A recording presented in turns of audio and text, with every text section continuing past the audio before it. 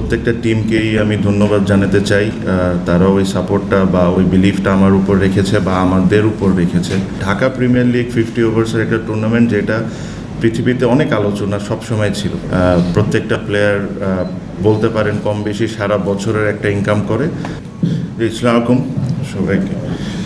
Actually এটা আমাদের cricketing ইকোসিস্টেমের this is probably one of the most important tournaments আমাদের প্লেয়ারদের জন্য, প্রত্যেকটা ক্রিকেট প্লেয়ারদের জন্য বাংলাদেশে। এটাকে হোস্ট করা ওয়াজ চ্যালেঞ্জিং। এক্সট্রিম মশার কয়েল প্ল্যান্ট ফাইবার দিয়ে তৈরি, তাই সহজে ভাঙে না, সুগন্ধিযুক্ত ও নিরবিচ্ছিন্নভাবে জ্বলে। ডেঙ্গু, চিকুনগুনিয়া বাহি সহ যে কোনো মশার বিরুদ্ধে দেয় এক্সট্রিম সুরক্ষা। বিকজ আপনি জানেন যে লাস্ট কয়েক মাস ধরে ক্রিকেট ওয়াজ অলমোস্ট স্টিল অবস্থায় ছিল। তো আমরা যখন এটার দায়িত্ব পেয়েছি, আমি আর আমার বোর্ডের প্রত্যেকটা মেম্বার, আমাদের জন্য প্রথম চ্যালেঞ্জটা ছিল যে ঢাকা প্রিমিয়ার লিগ প্লাস আদার যে লিগগুলো আছে এগুলাকে মাঠে কিভাবে ফেরত নিয়ে আসতে পারি এটা নিয়ে কাজ করা। সো আমার মনে হয় যে আমাদের ফার্স্ট ডে বা সেকেন্ড ডেতেই আমরা প্রত্যেকটা ক্লাবকে ডাকি, তাদের সাথে আলোচনা করা শুরু করি, and then we gave that confidence তাদেরকে যে যা আগে হয়েছে ওই জিনিসগুলো রিপিট হবে না, and then everything will be treated very fairly. So আর তাদেরকেও প্রত্যেকটা টিমকেই আমি ধন্যবাদ জানাতে চাই। তারা ওই সাপোর্টটা বা ওই বিলিফটা আমার উপর রেখেছে বা আমাদের উপর রেখেছে। সো প্রথমেই তাদেরকে আমি অবশ্যই ধন্যবাদ দিতে চাই।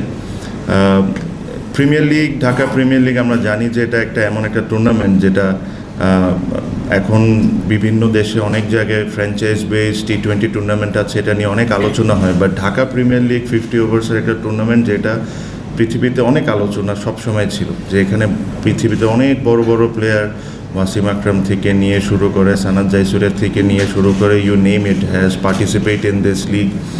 আমি যখন অ্যাক্টিভ ক্রিকেটার ছিলাম, আমিও বিভিন্ন দেশে অনেক প্লেয়াররা আমাদের সাথেই যোগাযোগ করতো যে ঢাকা প্রিমিয়ার লিগ শুরু হচ্ছে কখন। সো আমি সবসময় মনে করি যে Dhaka premier league, not only the premier league but the first division, second division, third division, even the qualifying is the backbone of Bangladesh cricket. এখান থেকে প্রত্যেকটা প্লেয়ার বলতে পারেন কম বেশি সারা বছরের একটা ইনকাম করে, প্লাস এখানে যে পারফরমেন্সগুলো হয় এটা অনেক ম্যাটার করে প্রত্যেকটা প্লেয়ারের জন্য।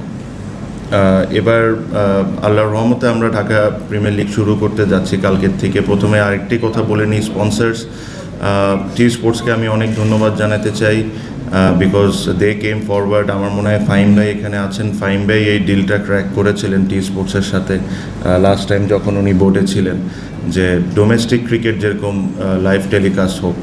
সো আমার কাছে মনে হয় এটা ফাহিম ভাইয়ের চমৎকার একটা উদ্যোগ ছিল। প্লাস ধন্যবাদ টি স্পোর্টসকেও এই কারণে যে এটা নিয়ে আমাদের অনেক সময় অনেক আলোচনা হয়েছে যে ডোমেস্টিক ক্রিকেট কেন আমরা টেলিকাস্ট করতে পারি না বা কেন টেলিকাস্ট করা হয় না, জানি আমি।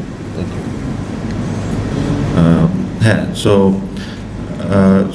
এটার জন্য টি স্পোর্টসকেও ধন্যবাদ জানাই যে টি স্পোর্টস এটা টেলিকাস্ট করছে, আর এটা লাস্ট ইয়ারও করেছে। আপনারা দেখেন, আমার মনে হয় খুব সম্ভব 2028 পর্যন্ত ওনাদের সাথে এই চুক্তিটা আছে।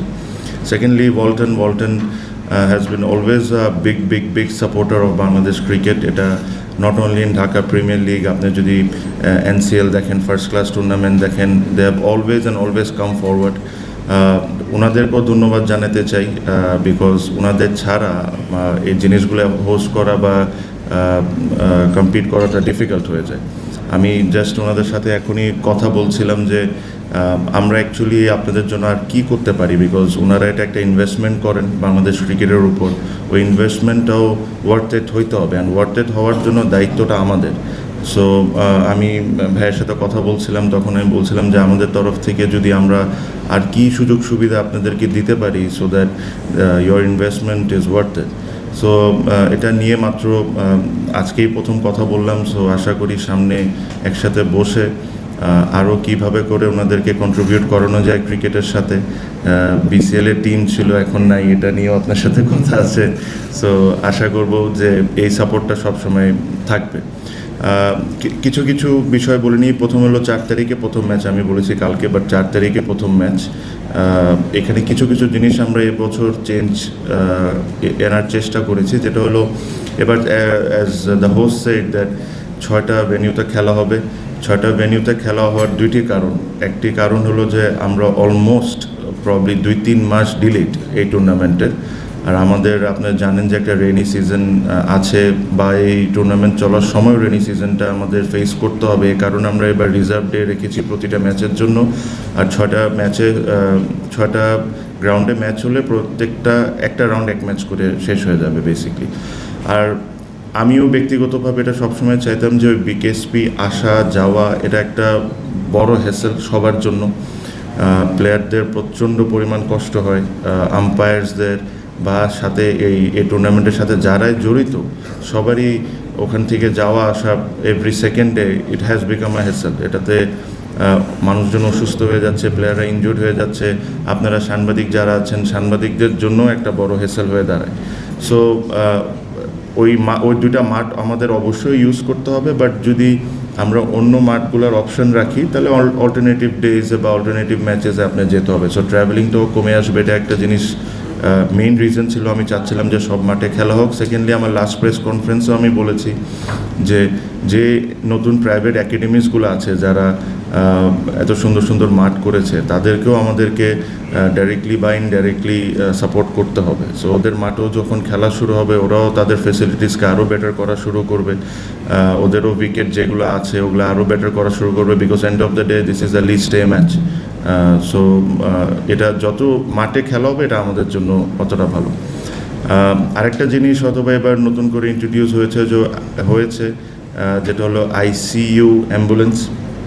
আপনি যদি লাস্ট 2 বছরের হিস্ট্রি দেখেন, আমার মনে হয় 4 থেকে 5 জন বা maybe a little more incident হয়েছে আমাদের মাঠে বা মাঠের প্রিমিসেসের মধ্যে। অনেকেই has lost their lives. I was extremely lucky to survive. So আমার কাছে মনে হয় যে এটা বিসিবির দায়িত্ব to make sure that each and every one আমরা যতটুকু করতে পারি অতটুকু ব্যবস্থা করে রাখি। সো আমাদের প্রতিটা মাঠেই কম বেশি অ্যাম্বুলেন্স থাকবে। আইসিইউ অ্যাম্বুলেন্স পাওয়াটা একটা চ্যালেঞ্জ, তারপরও আমার কাছে মনে হয় 4টা থেকে 5টা আইসিইউ অ্যাম্বুলেন্সের ব্যবস্থা করা হয়েছে। এটা থাকবে, ফর এক্সাম্পল বিকেএসপির 2টা মাঠে একটা হয়তো বা থাকবে। এরভাবে করে করে আমি এক্স্যাক্টলি জানি না কীভাবে করে ওটা করেছে, বাট আমি এতটুকু জানি যে 4টা থেকে 5টা আইসিইউ অ্যাম্বুলেন্সকে আমরা রেন্ট করছি and will make sure that এ ধরনের ইনসিডেন্ট যদি আল্লাহ মাফ করুক আবার কারোর সাথে ঘটে তাহলে আমরা আর ওয়েল প্রিপেয়ার্ড আগের চেয়ে তো এই জিনিসগুলো ট্যাকেল করার জন্য। এবার আরেকটি জিনিস হয়তো বা ইন্ট্রোডিউস হচ্ছে যে অ্যান্টি কারাপশনের যে রুলস অ্যান্ড রেগুলেশনস আছে। আপনি যদি দেখেন বিপিএলে আমরা যখন আসি বাস থেকে নামার সাথে সাথে আমাদের ফোন নিয়ে নেওয়া হতো। Only the manager use to have that one phone and then ওই কমিউনিকেট করতো, প্লেয়াররা কাছে কোনো ফোনস থাকতো না। Even the coaches and the coaching staff কারোর কাছে কোনো ধরনের ফোনস থাকতো না। এটা একটা আইসিসি অ্যান্টি কারাপশনের অনেকগুলো রুলসের মধ্যে এটা একটা রুলস পড়ে। সো এই জিনিসগুলো আমরা এবার থেকেই ইমপ্লিমেন্ট করা শুরু করছি। প্রত্যেকটা টিমই বলতে পারেন প্লাস যারা ম্যানেজমেন্ট আছেন তারা অলরেডি আমাদের আইসিসি ইউনিট যেটা আছে আকু নাকি, সো ওনাদের সাথে অলরেডি মিটিং করেছেন। ওনাদের সাথে যে প্রসেসটা মেনটেন করতে হয় ওই প্রসেসগুলো ওনারা গো থ্রু করেছেন। এই জিনিসগুলোর প্রতি আমরা খুবই খুবই সিরিয়াস। এখানে কোনো ধরনের কোনো ছাড় দেওয়ার প্রশ্নই আসে না। আর যে স্টেপগুলো যে প্রসেসগুলো আমরা ফলো করব ইন্টারন্যাশনাল ক্রিকেটে বা ফ্র্যাঞ্চাইজ বেস টুর্নামেন্টে আমরা চেষ্টা করব যে এবারও এটা হয়। কিছু কিছু ক্ষেত্রে হয়তো একটু ডিফিকাল্ট হবে, বিকজ যখন আপনি একটা ইন্টারন্যাশনাল ক্রিকেট খেলেন বড় স্টেডিয়ামে পিএমে যেটা থাকে যে এটার ভিতরে প্লেয়ারদের ভিতরে কেউ আসতে পারবে না। বাট আনফর্চুনেটলি যখন আমরা এই একাডেমিজের মাঠগুলোয় খেলছি বা বিকেএসপিতে খেলছি ওই সুযোগ সুবিধা আমাদের কাছে কম। ওখানে ড্রেসিং রুমগুলো এভাবে করে করা যে জিনিসটা আটকানোটা খুবই কঠিন হবে। তারপরও আমাদের তরফ থেকে যতটুকু আমরা পারি আমরা চেষ্টা করবো এই জিনিসগুলো মেনটেন করতে।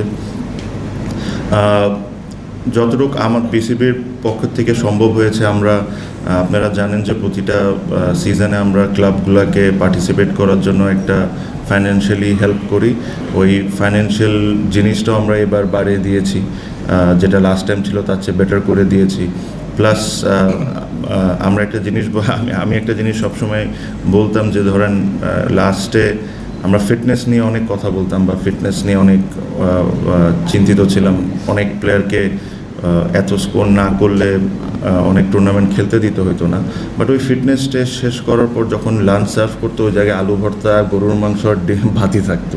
সো যদি আপনি অ্যাকচুয়ালি ফিটনেসকে নিয়ে এত কনসার্ন বা ফিটনেসের আপনি একটা ক্রাইটেরিয়া সেট করতে চান, সো আপনি তো সব দিকটা অ্যাটলিস্ট ট্রাই করতে হবে কভার করার জন্য। সো এবার আমরা আমাদের বিসিবির তরফ থেকে প্রত্যেকটা টিমকে লাঞ্চেও প্রোভাইড করছি।